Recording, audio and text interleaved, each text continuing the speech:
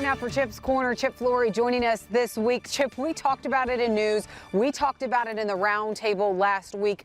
Talk about total chaos in the cattle markets. And Chip, it's not because any fundamentals changed. Just a comment from the president changed the complete psychology of the markets. The power of the spoken word, Tyne. That's what we have witnessed in the cattle market. And you are exactly right. But you know what? I guess after the rally that we've seen and the price performance that we've seen in the cattle market, the chaos that we're living through right now, I guess we can probably deal with that. Now, as you said, the fundamentals really haven't changed. I had a conversation with Justin Tupper, the president of the U.S. Cattlemen's Association, earlier this week about the suggestion that we quadruple the amount of imports from Argentina. Here's what Justin said. In the grand scheme of things, I mean, we're less than a few days worth of slaughter in the whole grand scheme of things when you figure that out. If they go to the 80,000 or whatever the metric ton they said. Brazil now, I think the precedence it sets is the biggest thing and probably why the market's scared so much, because some of these other countries, and Brazil in specifics, that could be big if they take the quotas off and lower the tariffs there. Man, it's like Justin was looking at the crystal ball, because just a couple hours after he said that, the Senate voted to block Trump's tariffs on Brazil. That would remove a 50% tariff on U.S. beef coming into the country. But so you got to ask yourself, why did he do this? Well, I think they looked at what they did with the egg market here, a few months ago and said, hey, imports help there.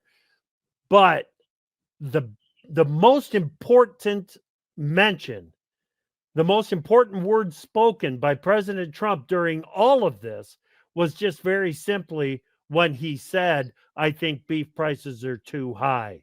That was a clear message that he was going to do something about it. Well, Chip, there's a big push for actually a probe, not into cattle prices or beef prices. There's a push for a probe into input prices as well. And that was a topic in the Senate this week, as we saw the Senate Judiciary Committee have a hearing kind of probing not just on fertilizer prices, but input prices altogether. But Chip, Senator Grassley making this point in the hearing, taking to social media as well. He says if the Trump administration really wants to help farmers, well, they can do that by lowering countervailing duties on phosphate from Morocco. Grassley says the Biden administration increased duties on Moroccan oil to that level in 2024. And he says those duties have only hurt farmers by boxing out access to an important market. So he's saying, listen, Trump administration, you want to help farmers right now? You can do that by lowering those countervailing duties on phosphate from Morocco. But I know you had some conversations from some people that were in that hearing this week as well. Exactly. Mark Mueller is the president of the Iowa Corn Growers Association. Mark was at the hearing, did not provide his testimony, his spoken testimony, but he did submit his testimony. See the countervailing duties, the CVDs, he mentioned it very specifically and said, listen, if you want to have an immediate impact on the bottom line for farmers, get rid of those countervailing duties. Let's open up to imports from Morocco. And as soon as we can do that, then we can have an impact on the margins for farmers and corn farmers in particular. So, yeah, there seems to be a revolt underway across the countryside on some of these input costs, Tyne.